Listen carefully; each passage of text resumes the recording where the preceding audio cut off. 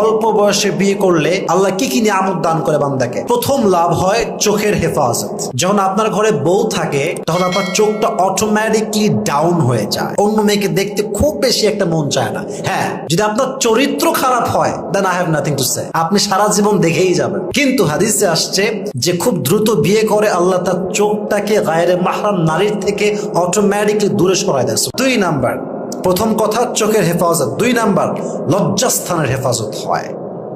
এটা আমি ব্যাখ্যা দিচ্ছি না, জাস্ট বুঝে নেন।